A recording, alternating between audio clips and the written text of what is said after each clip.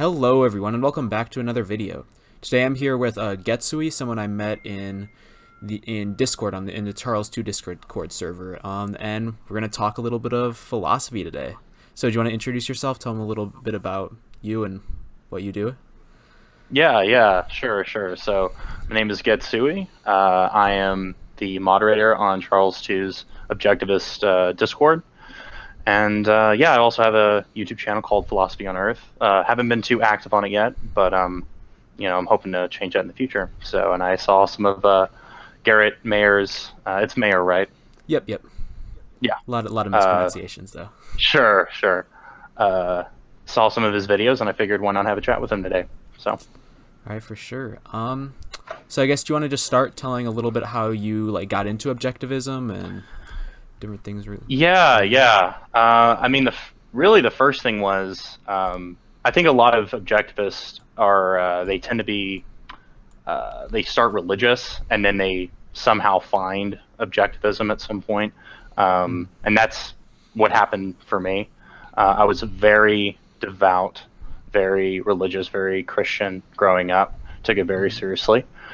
And then when I was like 14, 15, I kind of started losing my faith in the religion. It wasn't just because a lot of people will say, oh, it's just the human institutions that I disagree with. They're the ones that are the problem. But the religion in theory is still good. I still had problems with just the religion as a theory. I didn't agree with it.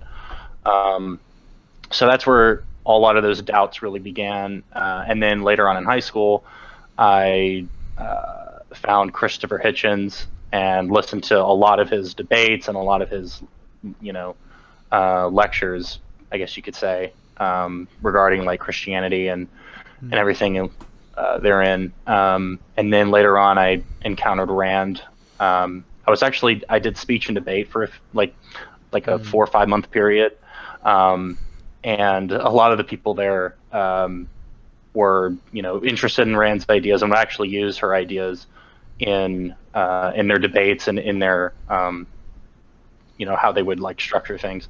So yeah, that's where I just read like Ayn Rand lexicon as soon as I got introduced to her, and just read that backwards and forwards, and then read Atlas Shrugged, and then the rest is history, I guess. So. Ah, nice. How long after you sort of rejected religion did it take for you to discover Ayn Rand? I would say about like 4 years. I mean, I really didn't get into Ayn Rand's philosophy until around like 4 to 5 years after having these doubts. And I didn't even really become an atheist until I was like 16 or so. Ah, for sure.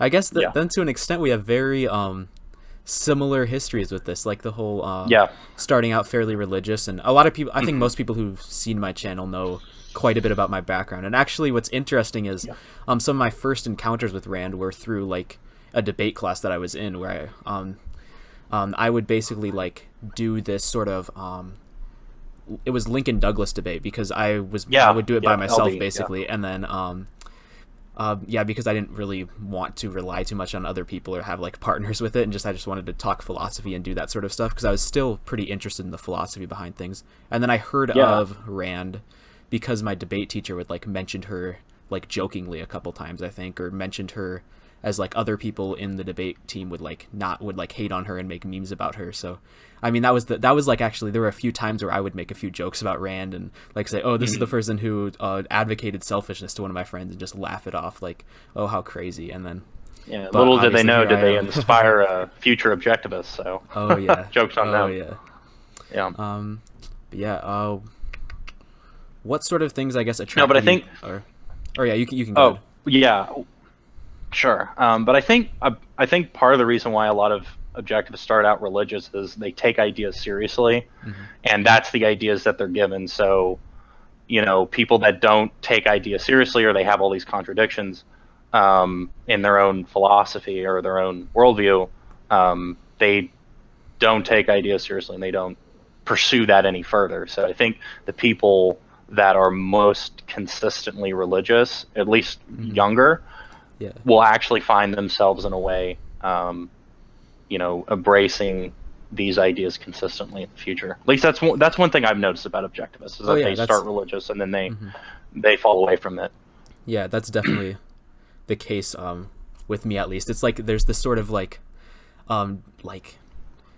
extremism with the ideas. When you have a certain idea, you take it to its extreme, which is like just being consistent with following it to its logical end. Oh yeah, because you take logic seriously. That's really what is the motivating factor there, is you take logic seriously. So it's like, okay, well, if this is what's the truth, then I'm going to take this seriously. I'm going to take it to its logical end. So yeah, I think there's definitely a pattern there, for sure. For sure, yeah. And yeah, what was the other thing you wanted to ask? What sort of attracted you to Rand, like initially? What was the sort of thing? That's a good question. I think it was, gosh, I can't even.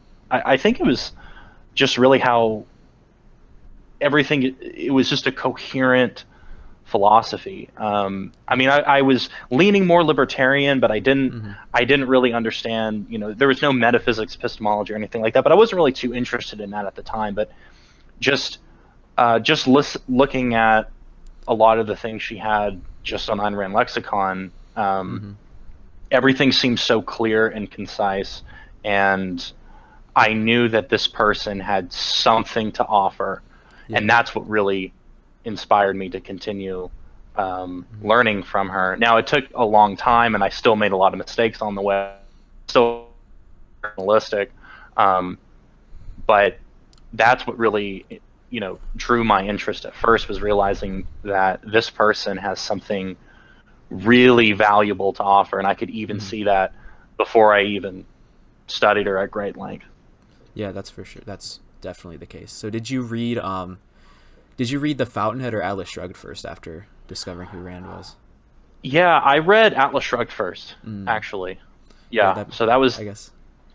Yeah, that definitely, I guess, maybe there's a connection there with that whole, I don't know, this might be completely wrong, but maybe there's like some connection between, like, you kind of looked at like this whole worldview and you like read Atlas Shrugged first, which is like the whole thing presented. This might be really rationalistic, but I know for me actually, the reason why is because I was just given Atlas Shrugged by my mom, if you can imagine. And that was actually by, it wasn't by my mom, it was by my friend's dad gave me one, and then I think I lost it, and then my mom bought me another one. I don't remember the story, but I was given Atlas Shrugged first, so that was the one I read. That makes sense. That makes sense too, because it's like what she's more famous for. Right, exactly. Yeah, I didn't even know of The Fountainhead until later. So yeah, no, The Fountainhead was the first book that I read, and I guess what attracted me about that was just seeing so clearly Peter Keating in myself, and seeing how clearly that leads to destruction. And how like I need to basically embrace Roark and be more similar to Roark if I want to be happy. And there was so much, I guess, leading up to that, so much like individualism, so many of those sort of ideas leading up to that. Because like in some English class I read, there was some something by like one of the I don't even remember who it was, but it was some essay called Self-Reliance. It wasn't by Rand, but it was by someone else, and there was this idea in there of like if you get all of your ideas or sacrifice all of your principles for another person, you don't even exist anymore. That was like sort of this phrase that was used in there, and I was like, that makes sense, because you're basically abandoning all yourself, all your principles for other people. And there was a scene in The Fountainhead that basically repeats that. That was interesting. What were you going to say? I agree, because I mean, who are you? I mean, what is you at bottom? What are your preferences? What are your values? What is your identity? You know, if you don't have a truly self-made soul, then you're just the chance impressions of other people. And for sure. That's not going to make you happy. 100%. Oh, you're cutting out a little bit. Yeah. Oh, can you hear me now? Yep, for sure, I can. Is it better now? Yep. Okay. Yep, and one thing that I've found to be really important, I guess, with this is like the whole is reading, I guess, the fiction, the importance of the fiction in that, because it's really important to like concretize these ideas in a person and see clearly like what Roark is and what Roark's going to lead to, and what I guess Keating is going to lead to. Because I guess that kind of pushed me in that direction of wanting to adopt her ideas more and just being inspired to do that. Yeah, I think that was also my mistake too. Is that I read Atlas Shrugged. I'm actually reading The Fountainhead right now. I've never actually. I think at one point I read like halfway through it, and then I just never finished it for some reason. But now I'm committing to just reading it through, and I remember how my reactions to it the first time versus my reactions to it now, and it's just radically different because I have I've lived more life, and I also have a much deeper understanding of this philosophy, and where she's coming from, and I really just appreciate so much more now on my second reading. I think I should also take some time to read Atlas Shrugged too, just to re-experience that again. Yeah, that could definitely be good. Where are you at in The Fountainhead right now? I'm at like page 287, I think. I'm trying to remember I don't remember the scene just off the top of my head. I know it's actually Rorik meets Dominique at that party, and that's where she figures out his identity, which is just a really, really great way of dramatizing it. And I mean, at one point, Rorik's like, "Oh, I'm not even going to go to this, but I'm going to go just because Dominique's there, and it's going to piss her off." And I'm like, "Yeah, yeah." Dominique was such an interesting character. It was like, until afterward, like they started to different like objectivists kind of explained it to me, like what her purpose was and basically who she is. I had no idea what her motivations were. I couldn't understand it whatsoever. Yeah, no, I get it. I mean, I understand very clearly her motivations and why she acts the way she does. It's just interesting to see that drama, especially between her and Rorik, and then with Peter Keating.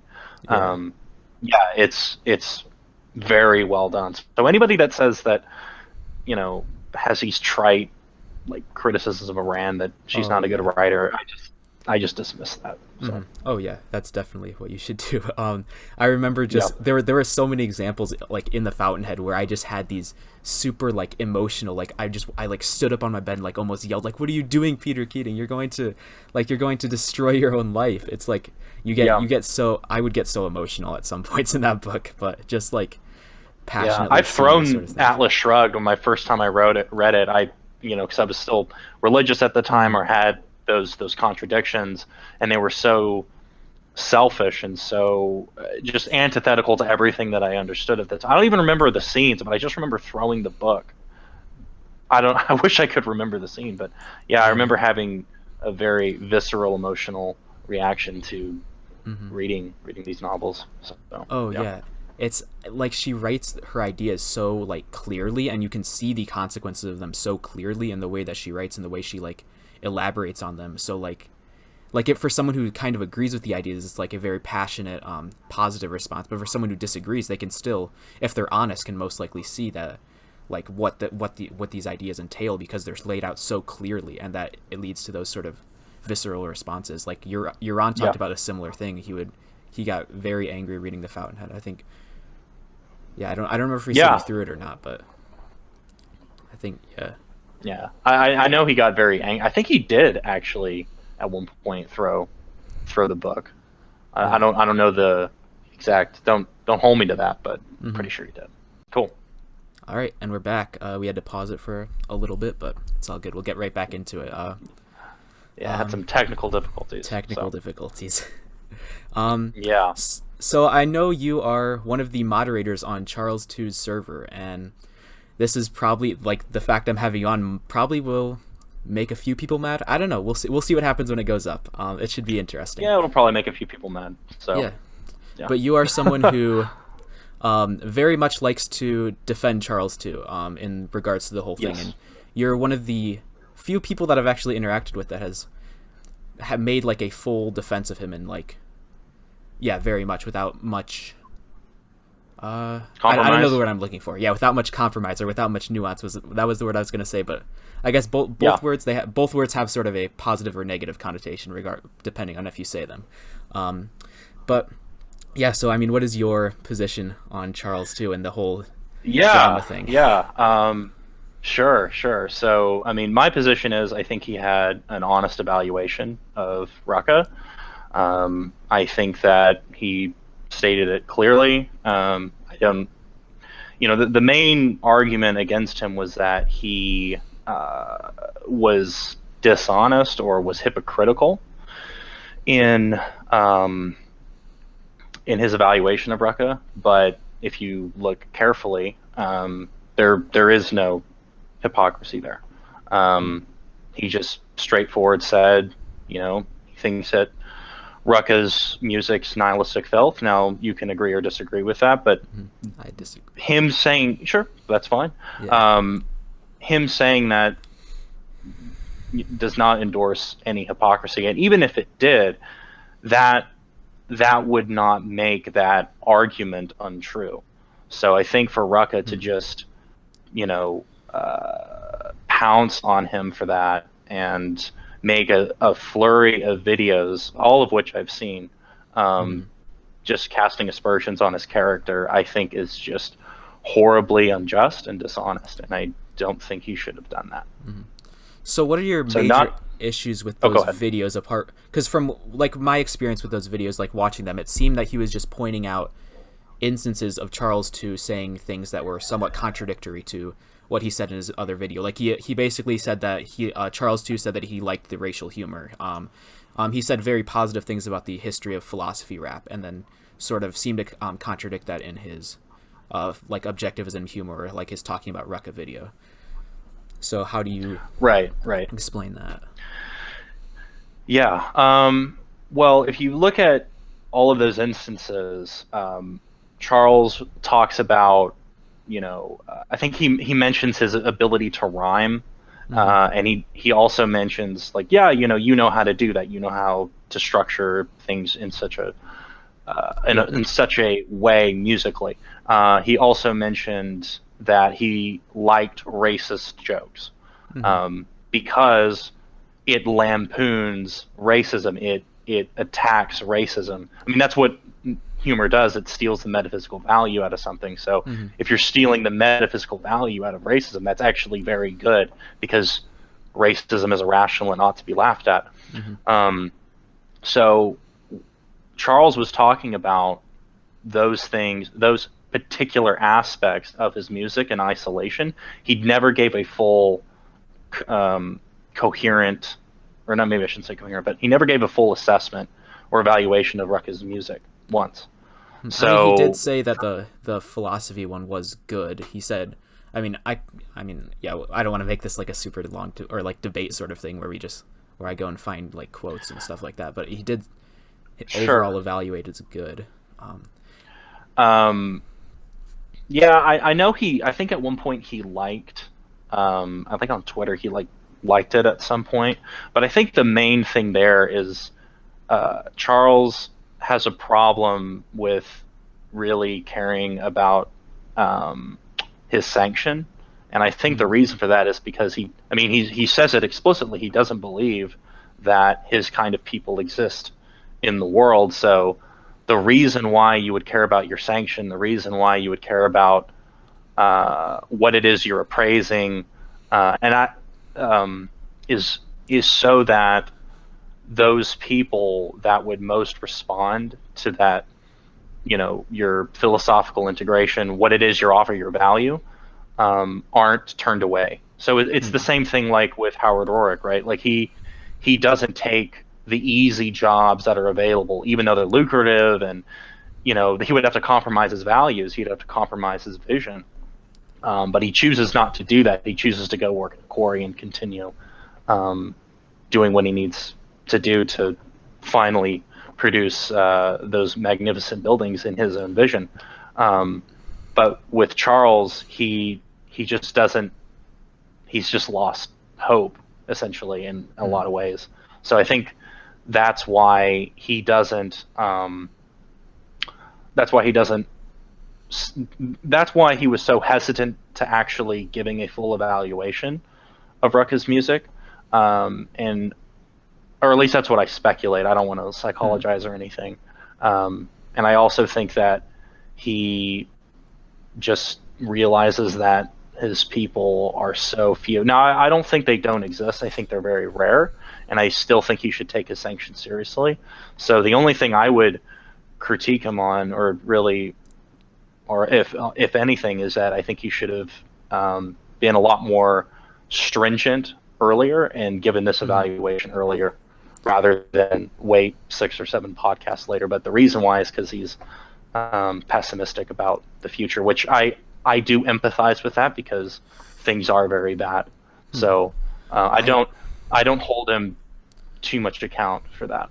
Yeah, I still feel like there are good people in the world, and if you find somebody like Rucka who you say like, this is what, if you're not a philosopher, what you should be like, which he did say at one point, it seems that you should like try to make him as good as possible. Like if you see there's something negative with him, that, or something that you claim is negative, like the goal shouldn't be to like, oh yeah, just like ignore that, like point it out, try to make him sort of an ideal person.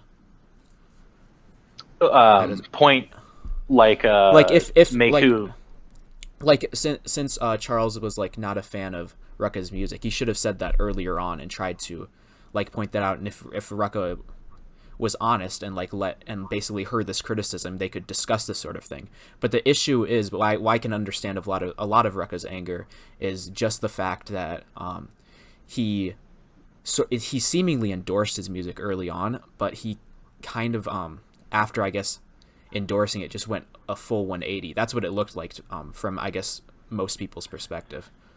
Yeah, I think an honest person might come to that conclusion, but if you listen carefully, you'll realize that he's only selecting aspects of Rucka's music, and only selecting not even Rucka's music, just really it just so happens that Rucka's music uses, it lampoons racism to some degree, though I think it's very vulgar. So yeah, that's what Charles was talking about. He never said, oh, I really like this song or really like that, and he wants really and another thing too is he wants to get value out of people. He wants to see the best in people, and if in the first or second, podcast, if he just goes on a tirade about his music, that's going to make it all that harder for him to have an open dialogue with him. So, I think he still should have done it earlier. Yeah, I agree with that. I think the best thing for him in that situation would have probably been to, like, if Rucka asked him about his music, which he did a couple times, Charles could say something like, "Oh, I don't like it, but here's a few good aspects." Like it seemed negative. Like if you don't like something, you shouldn't like try to constantly emphasize all these positive aspects about it. That's my biggest issue with it, with the whole situation, I guess. Yeah. I mean, I think he just wanted to have a dialogue and a conversation with Rucka. I don't think he wanted to just give his full evaluation, especially since we also have to understand the context. This is something very important to Rucka. This is his career, and he has to kind of tiptoe around this issue. Otherwise, he's going to be, the recipient of Rucka's anger, which he certainly was, and was the subject of a few very horrible videos. Well, in such a case, though, if he made the honest evaluation earlier on, if he would have, I guess we agree that he probably should have done that, said something earlier on about it. But if he would have done that earlier on, he wouldn't have looked like a hypocrite. He wouldn't have seemed dishonest in his earlier points, and it would have made Rucka, who like responds in a very angry way, it would have made Rucka look more dishonest at that point, which I personally like. I think a lot of that anger was justified. If somebody points something or says something positive about you and like seems to do a full 180 from your perspective, and it seems like they're hypocritically judging you, and it's someone whose judgment you value quite a bit because you know know how like much value you gain from them intellectually, you know how I guess important their sanction is. I can definitely empathize with Rucka's anger there. maybe not like there was a lot of this is my other side of the whole Charles II thing. I think there's a lot of responses to this whole instance with like a lot of objectivists who became very dishonest afterward in their evaluations of Charles. So I guess I would probably agree with you on some of that. There were a lot of like unjustified ad hominems on him, a lot of name calling that I think is definitely unjustified. But I think the initial thing between Rucka and Charles, I can definitely understand Rucka's anger with regards to that. Yeah, I mean, I can give room for Rucka being frustrated for sure. I mean, I think that it would be very difficult to hear something like that from someone like Charles. However, you can't seek refuge in the alleged hypocrisies of your opponent. That's not how truth works. There's primacy of existence over primacy of consciousness. Just because Charles has, uttered an alleged hypocrisy, that doesn't make him wrong. I don't even think he was hypocritical.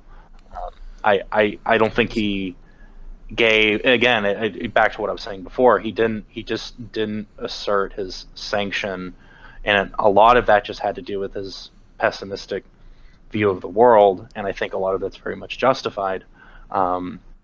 So I mean, the most I can hold against Charles is just saying, you should have done it earlier. Yeah. And as far as Rucka, for Rucka, I think he leaned far too heavily on his evaluation, and I think that's I don't want to psychologize. I don't want to go into that. But I think that was an error on his part. I didn't find too much negative in Rucka's response, but I just saw those videos where it seemed like that he was just like showing this sort of hypocrisy that I personally agree with him on seeing that hypocrisy, but I guess we kind of disagree on the whole hypocrisy thing, and we've kind of outlined our position, so I don't really want to go in circles. Sure. But it seemed that a big sticking point in all of this is whether or not Rucka's music is nihilistic filth, whether or not his humor is okay. And right, but that's the thing we can't. That's the thing that just didn't get talked about, right? Because we're having to talk about Charles's character, and then see, like the actual merit of the argument that just gets thrown by the wayside. So I would have loved to see a discussion between them after the whole incident about that. Right. And see what they could talk absolutely. about. Absolutely. But yeah, because I mean, I personally it is what happened. So yeah. I guess I personally like with regards to the whole like music thing. I kind of I'm okay with Rucka's humor because he seems to be creating these sort of like personalities that are like really absurd and seem very unreal, and then basically laughing at them, giving them like metaphysical insignificance, which is, I see it similar as like all these like personalities are sort of mixed together with this sort of racism thing where you're just kind of laughing at these like absurd personalities, which I find to be a really humorous thing. Sure. I guess I would suggest like there's, I don't remember Rucka's song, but if you look at like one of his most popular ones, it has like, I'll just say the N-word like just like machine gun throughout the entire song. I don't remember it off the top of my head. Like watch that. Say? Yeah, thank you. Yeah, I've seen that. Yeah, yeah, I've seen it too. Watch that versus like Negro Town, which is this hilarious Comedy Central skit by Key and Peele. Yeah, I like Key and Peele too. Yeah, they're great. I mean, one's lampooning racism in a creative way, and the other one does so in a vulgar and disgusting way. So yeah, I mean, it's lampooning racism, but yeah, I haven't really thought through whether or not if what Rucka produces is nihilistic filth, but if you just look at those two and isolate the fact that these both are lampooning racism, they're radically different, and one is kind of charming and creative and funny, and the other is not any of those things. So Yeah, I guess with the whole vulgarity thing, I sort of I'm not a fan of vulgarity when it comes to like speaking or just talking in general, but when it comes to like humorous things, I'm fine with it because it's sort of an absurdity. You're laughing at the use of vulgarity. Yeah, I mean, I'm fine with that too. It's not. I mean, it's not this intrinsic, out of context thing. Mm-hmm. You just have to look at the context and look at Yeah. what it is that's there. Mm-hmm. And I think it's pretty clear that it's just being vulgar for its own sake. And yeah, I mean, it seems, I don't know, when I laugh at that sort of thing, it seems that it's more laughing at the fact that it's so excessively vulgar. You're laughing at the vulgarity. You're sort of denying, like, you're attacking the vulgarity in the same way that you're attacking the racism in that sort of sense with humor, if that makes sense.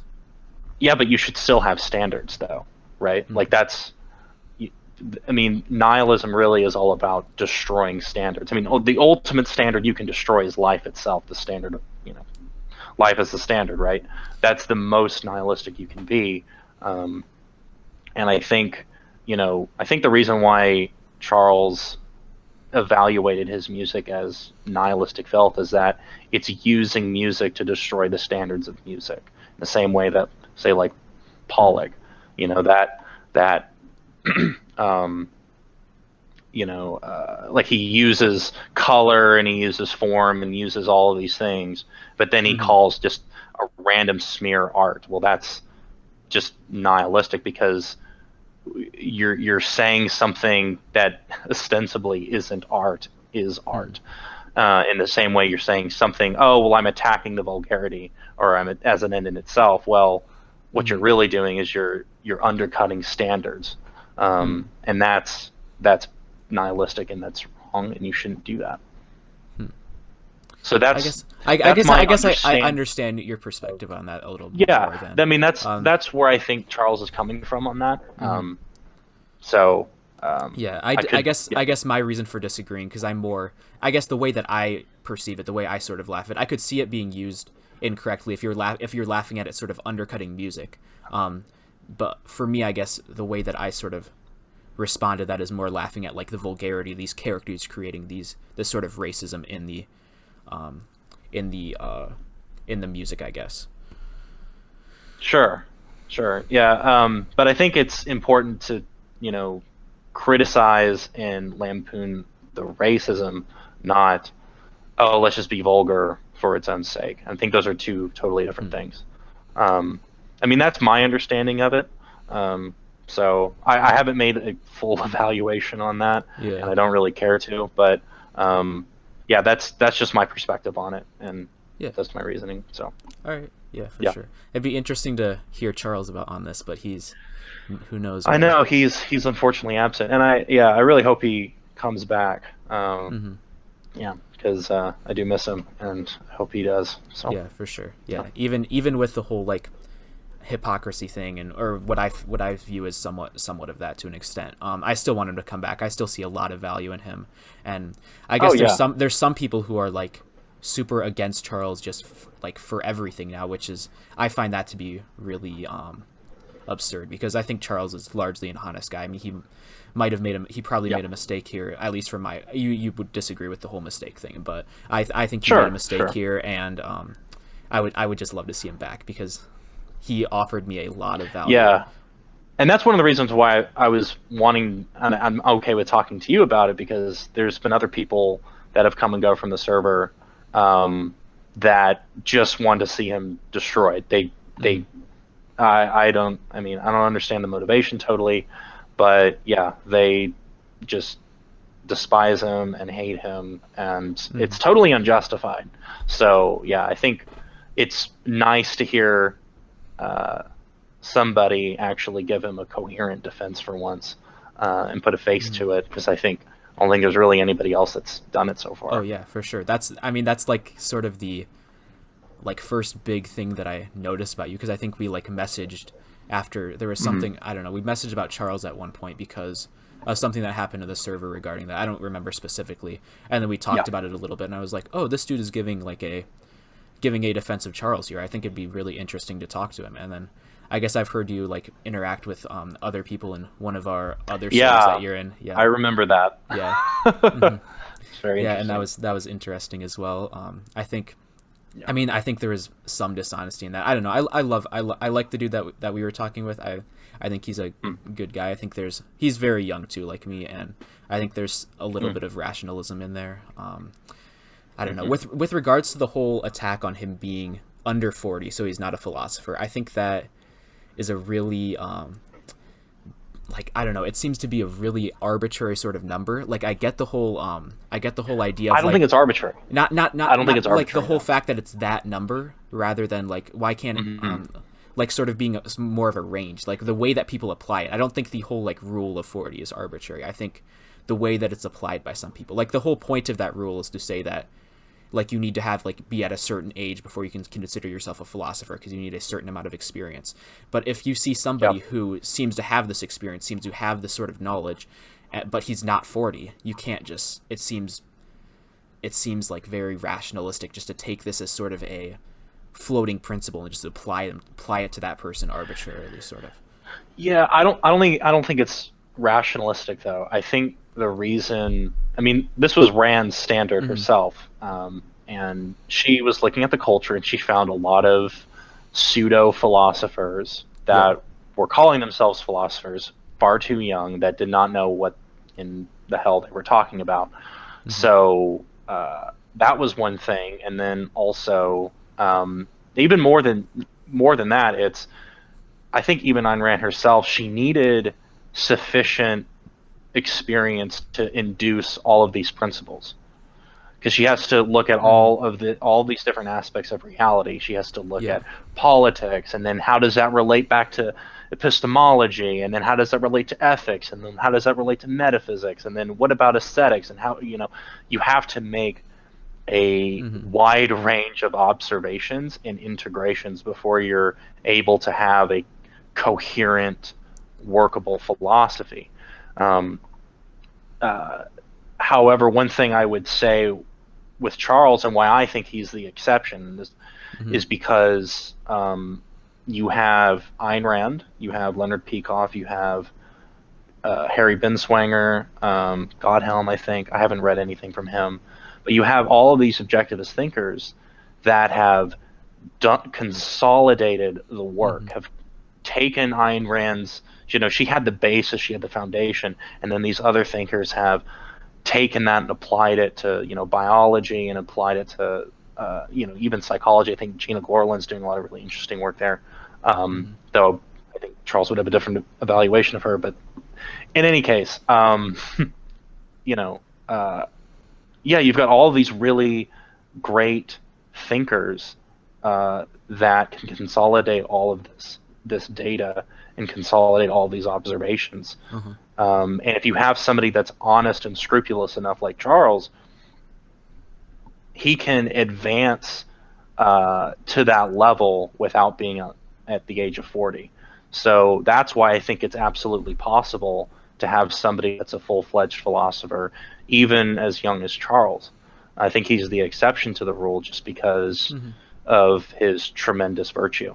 Yeah. So I would largely agree with the whole thing. Like it's possible to be like under 40 and still be a philosopher. I would say that's not true of me. I'm not a philosopher. I have a lot of growth to do. Yeah. I have a lot of growth to do. I'm probably, the 40 rule will probably be true. And that's not a moral failing, so nothing. Absolutely. Yeah. It's just, I'm not Charles. I'm not Ayn Rand. I'm not one of these people. And I guess, I don't know.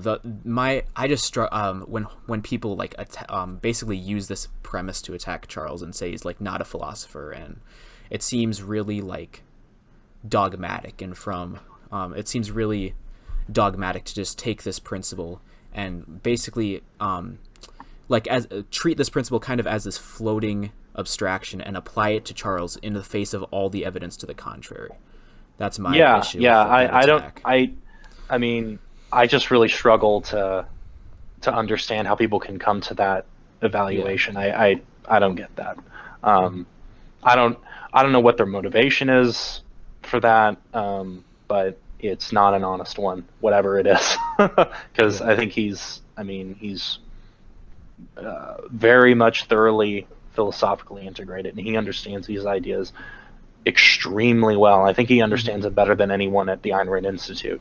So if you're going to call anybody at the Ayn Rand Institute a philosopher, well, he understands these ideas more clearly, because it even influences his emotional response. And that's one thing that he's talked about too. It's he understands the ideas so clearly.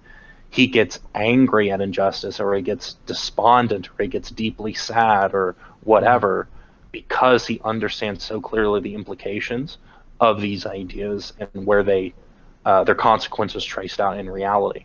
And you don't get that same firebrand approach from other people at ARI currently. Now, I don't personally hold the same evaluation as Charles does on, because I just don't want to take the sanction. I don't want people to think, oh, I just agree with everything that Charles says because I'm defending him. I still think that ARA does tremendous value. I listen to a lot of lectures on the Ayn Rand University app. I think that's great. I think their approach to ideas is wrong, and I think they need to correct that. However, I don't want to detract from the things that they have done very well. I think their college essay program is a really great idea to get students, exposed to Rand's ideas, but also to play around with and to think about it, to chew on it. I think that's a really good thing that ARI does. I think there's some really positive things that they're doing, but there's some misguided notions fundamentally there as well. So take that for what it's worth. Yeah. And I'm going to say two things. So there was something I wanted to say at the beginning of what you were talking about with the whole Charles responding emotionally to things. You can really see that in a lot of his response videos, just how passionately, how angrily he reacts to some of the things that people say in those videos, which is great. Right. You can see the emotion, the emotional response to these ideas. But I guess one thing that regarding his evaluation of ARI, one big thing that I kind of disagree with is the whole his or I guess to an extent I like his criticisms of Yaron, because Yaron's not really a philosopher. He makes some mistakes where he would when he went on David Pakman's show, he said something regarding with when David Pakman asked him Ayn Rand said existence is identity, and then he said, she didn't say that, which was a bad mistake. And then but then I like his best moment. Yeah, but I think Yaron is really strong in the fact that he is passionate. He has a lot of firebrand characteristics about him. He'll just be yelling into his microphone, and people are like, "You need to quiet down, stop yelling." But he's like, "No, I'm going to keep yelling because I'm passionate about this stuff." Which that's one thing that I love about Yaron. Yeah, no, I see that too. I mean, I've listened to Yaron for years. I've gotten a lot of value from him, and I still owe a lot to him. So yeah, I think he's great. I think he's I still see, I wouldn't say he's on the level of Leonard Peikoff. Oh yeah. I think Yaron unfortunately has a concern with being taken seriously by the culture, and that can how can I put it, that instead of just stating the truth qua truth, he wants to select and emphasize the aspects of objectivism that's going to be most accepted and most appreciated. And I think Charles mentioned this at one point, that they wouldn't even touch anything on on gender or sex, wouldn't touch it. Or what about what's another trigger warnings? Now they'll make jokes about it, but it wasn't. I mean, that was a big thing 8-10 years ago. And if another thing too is the reason why someone like Jordan Peterson has gotten so much notoriety is because he stood up against that in a coherent and really courageous way. If ARI had done the similar thing with the truth, they would have been able to be far more efficacious and far more strident. But they don't do that. Yeah. And I think that's a problem. I think it's a huge problem. I think that will undercut their ability to actually promote these ideas, because that makes sense. Yeah, that's really where it's hitting the most. Because people don't seem to be as interested in like the mainstream ideas anymore and the things that are accepted by the culture. You see that with like the rise of, I guess, the Groyper movement, who are like extremely like what's the word that I'm looking for? They're very shoot, now I forgot, now I lost the word. But they like use words that provocative, that's the word. They're very like provocative and very opposed to a lot of the things that the culture holds dear. Really like explicitly racist in a lot of the things that they say. Now, they have a lot of energy. They can LARP as neo-Nazis. Yep. And I guess, and they also uphold standards too. Like they call someone like Milo Yiannopoulos a degenerate. When they do stuff like that, which I don't agree with that. But when they do stuff like that, we have standards, we know what we want, and that is going to motivate people to go to their movement. And it seems like a lot of people like Uran and ARI mostly seem to try to focus on like the things that are popular in the culture right now, the things that are like accepted by the culture largely, and like focus on those aspects of objectivism while basically hiding away all the other stuff, so that people will see this stuff and be like, this is good, and become attracted to it, and like maybe later they'll accept all this other stuff. But like other people are not that way. A lot of other popular movements. Right, and I think if they were to just be stridently consistent, they would affect the culture just like Ayn Rand had affected the culture. She's very. Unfortunately, I don't think the culture was ready. Really, like someone like Ayn Rand was like 250 years behind the curve. Like if these ideas exist, and I'm not.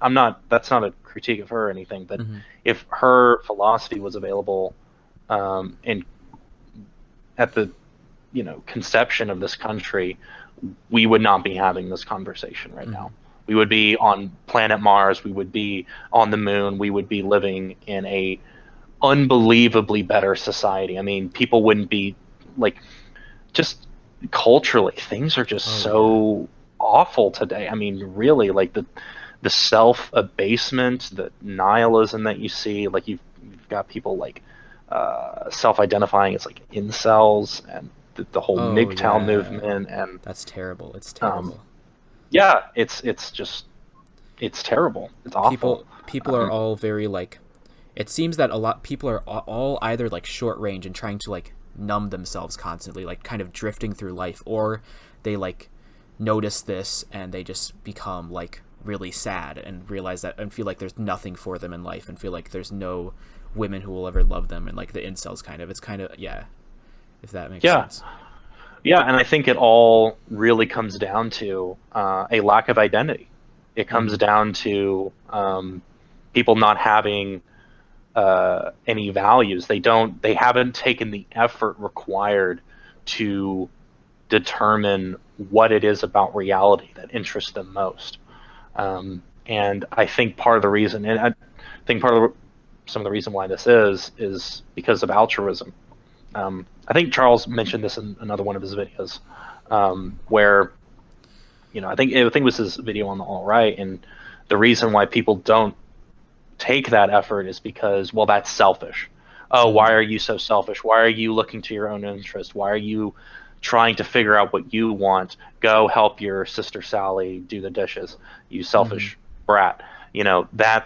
That's the culture, and that's the attitude we have. And when you have that just rife in the culture, people don't don't have a sense of values. I think that's one aspect of it, but I haven't thought about more of what some of those causes are for why we're just seeing this nihilism. I think you can just reduce it all to Kant, really. But it is really bad.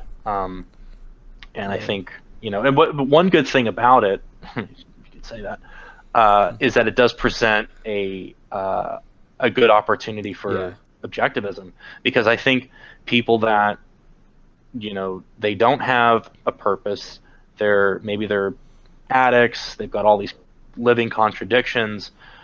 These people that are at rock bottom, I mean, you're at rock bottom, what else do you have to lose? At the end of the day, all you have is your life. So if you have a lifeline, you have a philosophy, you have a means of them acquiring values to make themselves to be happy. I mean, that's huge. That's great. Oh, yeah. That's something that can bring somebody out of abject poverty to happiness. And but it seems people have to, do the work of getting those ideas out into the culture. Yeah, and it seems like the only like real viable alternative for most people right now is religion, which comes with all of its bad side effects. We need to like find a way to get objectivism out there, because one of the biggest reasons I still held on to religion as long as I did was because I didn't see objectivism. I didn't know it existed. I didn't know anything about Ayn Rand. But once I discovered her, and I was like inspired by her very quickly, because she presented like this new way to find meaning in life without mysticism, without all this other baggage that comes with religion. I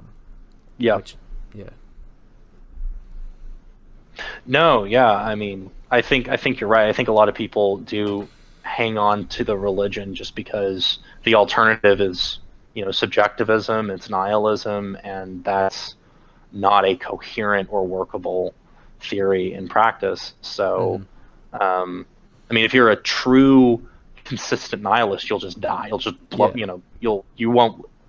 no one can be a consistent Kantian, because you'll just die. So you have to, with contradictions, what really happens is you just end up relying on your emotions. But your emotions aren't tools of cognition, so you just do things because you feel like it. And when you do things because you feel like it, whether it's alcohol or drugs or excessive partying, not taking the actions that are going to actually make you happy, you get chronic fear, chronic anxiety, and in some cases, depression, because now you've been living this way so long, you feel like, well, there's no way out because I don't know of any other way out. So this is all I have, and the only thing that can assuage the chronic anxiety I feel is, the bottom of the bottle. And that's unfortunately where I think a lot of people are today. Even especially the younger generations, it's getting a lot worse too. Like I think between the ages of 18 and 30 for men, I don't know if it's 18 to 30 or 18 to 25, but for like the millennial generation, for men, the number one cause of death is suicide. Yeah, so that would make sense. And a lot of it has to do with overdoses on drugs, or maybe just on purpose.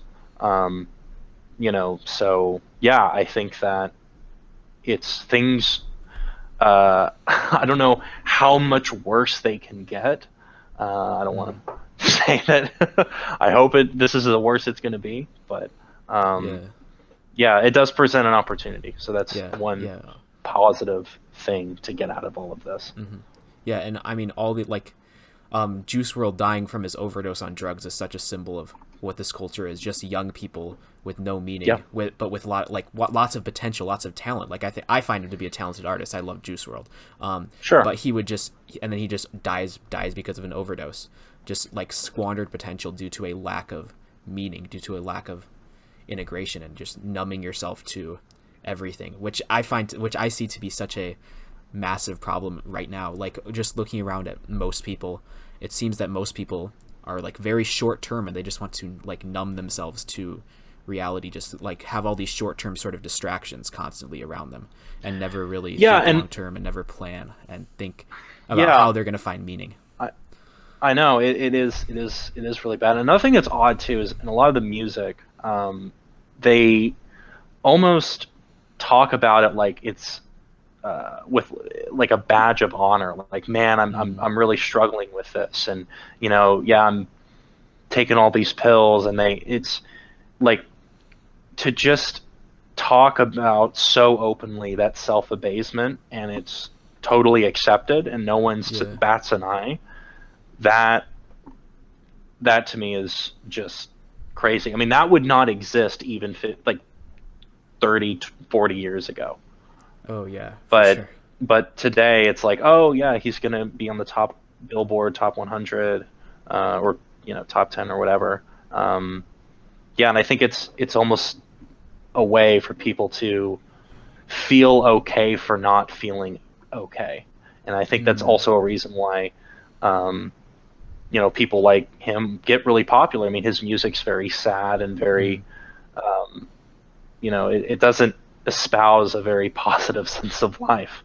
Yeah. But I think what's happening today is because there's just a lack of values. There's no coherent philosophy. People don't know how to live, and they rely on their emotions, and then they're just in chronic pain all the time. And then that affects their sense of life. It affects, even the culture at large. Yeah, and I mean, because of that, I think like existentialism is largely the most dominant way of finding meaning. Just accept the way things currently are and just move forward, essentially. That's my understanding of existentialism, at least. And it seems like those are like the two. That's like one of the alternatives with meaning. The other one being religion, of course. And then it seems like, I mean, this makes sense with like the whole thing that Peikoff was talking about in Dim as well. Like that there's going to be like a lot of sort of nihilism, destruction, but that can't sustain itself. So you need some sort of integrating concept to base society around and provide it meaning again. Which the only thing that's really doing that right now is religion. And I mean, that's actually one thing that I said in my recent purpose of my channel video is I see a lot of like lack of meaning right now in the world, and basically I want to offer meaning without mysticism. That's like my new slogan, I guess. I feel like. Yeah, no, that's good. Yeah, I think that's exactly what the culture needs. I mean, even not to, I don't think this culture is ready to accept objectivism, which is unfortunate. But just even something like, I think the only thing that they're going to be willing to accept is something like Jordan Peterson. Like he offers a very, easy to digest philosophy, if you can call it a philosophy, that I think the culture, I mean, he's just really cashing on the culture, for sure. So I think only people like that, unfortunately, are going to take hold, which is not good for the future, because I mean, he's an altruist, he's a religionist, he's a mystic. I mean, he's got a lot of, and even a postmodernist. I mean, he's got a lot of very bad philosophical elements. So yeah, I think his success and his prominence in the culture is just indicative of how desperate people truly are. And people that get a whole lot out of Peterson have not been taught how to live at all. So yeah, that's kind of where we're at. Yeah. Good talk, Yeah, we solved all the world's problems, right? Oh yeah. Yeah, no, it seems similar to like the whole like fall of Rome sort of time. Like there was Greece, and that basically built the civilization, which like Rome, and then Rome kind of fell because of a lot of like, I don't know the full history of Rome. I don't know too much about that. That's actually one blind spot in a lot of my historical knowledge regarding like stuff with Rome. But it seemed that there was a lot of like sort of nihilism at the end of or when Rome seemed to fall, and then basically religion just came in and came with its misintegration and led us into the Dark Ages, and then we rediscovered Greece, and it's like, and then we had America built up off of the backs of that, which was a positive integration, a very good thing, similar to Greece, and then now it seems like we're entering like this disintegrated time again, and Dark Ages are coming. Yeah, agreed. I think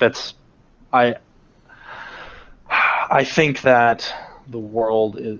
I don't want to say it's doomed, but it definitely seems that way. Just because things are truly awful. So yeah, I mean, what can we do now? I mean, people always have free will. They can always find their hidden assets. They can always, you know, strive to be better, and that's all open and available to humanity at any time. So there's still always hope. It's just, all of the trends are bad. Education's bad. Politics. I mean, our political system's getting worse and worse. I mean, for example, like both the right and the left agree that Amazon needs to be regulated. It's just a matter of how and when. So it's like, it's like two murderers in a room trying to determine which utensil or which tool to use to kill their victim. So when people are like, oh, the Republicans and the Democrats are so different, I'm like, no, they're really not. They're both, they want to regulate the economy just in their own way. These groypers or whatever groypers, is that how you call them? Yep. Yeah, they want to regulate immigration and basically whom you sleep with. I mean, eventually it's going to get to that point. They want to ban porn. They want to ban porn. They want to ban immigration. If once they get ambitious enough, they'll want to ban interracial marriage because we have to maintain the homogeny, right? A homogeneous society. So if you really care about the individual, you're going to want to support these policies because that makes a lot of sense. So yeah, I mean, that's where the right's going. Then the left just wants more government control, more government power, in every aspect of our lives. So yeah.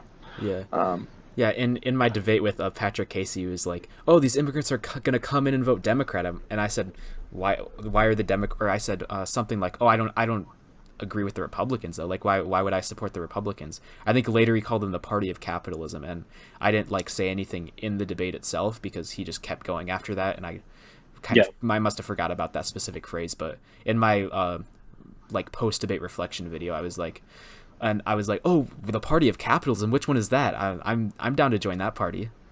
But we don't have. Yeah, that. I know. I mean, yeah, they're really not. And I remember that part in the debate too, where he mentioned, like you said, I think you said I don't care about Democrats or Republicans. But I think, I remember when you were saying that. God, I'm trying to remember what I wanted to say at this point. Yeah, I forgot. Never mind. I don't remember. Yeah. In any case, yeah. Yeah, for sure. But I guess with the whole politics thing, I mean, I want to stop thinking as much about politics. I want to just focus on my life, try to get the most out of it as possible. Because, when I focus way too much on politics, that just makes me feeling very sad, very depressed, and it's like, oh, we're not going anywhere with our culture. We're headed towards a new dark ages. But we still. Yeah, I mean, I still got my 80 years left on this earth, maybe less, depending on when Medicare gets, or when medicine gets nationalized. But I'll got to make the most of it. Yeah, exactly. Things are pretty bleak and they're pretty bad, and I think you should just give the minimum amount of time to thinking about these ideas, or not just ideas, but about practical politics. I'm not voting again. I don't care at this point. I just think it's a waste of time. I don't, keep up with what's going on in Iowa. I don't keep up with, just what's going on, because in either case, it's I understand that if it's Bernie Sanders or Donald Trump, they're both very bad. So it's just not even worth my time. Yeah, I think my time is better spent pursuing other values than going into that voting booth. Yeah, and I think I don't know. I think I've probably been spending way too much of my mental energy thinking about politics. Because I started doing a little, or I started doing talking. I started talking about Andrew Yang, and I've been somewhat optimistic on him with some regards, because it's with him, my issue, my thing with him is he seems to, like, if you look at it in the most positive possible light and think, like, if everything goes right with and the stuff that he's talking about, he seems to be, like, the only one with a chance of, like, leading us towards capitalism, which I know it's very unlikely, but like whatever optimistic part of me sees that and wants to, like, support him to an extent. But I think I've been way too much, like, focused on practical politics, and it's not a good thing, because, like, Yang is the dude who I chose to support is, like, at 1% in Iowa, and not really, like, it didn't really pan out the way I wanted it to. And the more I focus on politics, the less I mean, he's not charismatic. He's not good. Yeah, I mean, he's not that charismatic, and he seems kind of nerdy. Like, he has no. He's gonna do well with the younger crowd, but he would not have a chance in hell of winning the actual election. So, he's great for some talking points early on, but I expect him to just leave the. For sure. Leave the debate entirely, or not the debate, but the race entirely. Just from what I've seen about him, what level I know about him. So that's my judgment on him. Yeah, no, I'd probably agree with that. It sucks. There's a lot. I have a lot of friends who are very, very pro Andrew Yang, and some of them are optimistic about, or were optimistic before Iowa, but I doubt they will be after this. But we'll see. We'll see what people are saying. Yeah. I don't see. I just don't care. I'm not going to pay attention. I don't even. So you can go ahead and you let me know. You can say on the Discord server. So because I'm not even going to care. So. Yeah, no, that's smart. That's probably the most rational thing you can do with regards to politics at this moment. I'm probably going to pay a little less attention to all that stuff. I just want to know enough before the concentration camps come in. So if that's the minimum amount I'm going to spend with it, so I can prepare for that. But I don't need to, dedicate a very large amount of my mental energy to know when that's going to happen. So we gotta find a way to build Galt's Gulch before the concentration camps come. I know. See, that's the main trick, main concern right now. Maybe we can build it on the moon. Just like terraform the moon or terraform Mars. Get Elon Musk to do it, even though he would never ever go on strike. We would need some industrialists who actually believe in capitalism and individualism. But they don't exist. So that's what's so just frustrating, is that they won't defend themselves from people that exploit them, and it's pretty bad. But hey, I think there's good people around us. There's still things that we can achieve. There's still a potential for happiness. So keep it going. Be optimistic. We got to throw in some white pills there after all the black pills we're hitting people with. Yeah, exactly. So there's still just seek the values you can out of your own life, and that's the most important thing to do. Just figure out what it is that you want and go after it. So for sure. There's still, we still have a little bit of freedom left. You can still go be successful with your life, and you can still find some good people out there to be friends with. That's a great point. I mean, this is the wealthiest that humanity has ever been. There's so many different cultures. There's so many different places to go and places to see.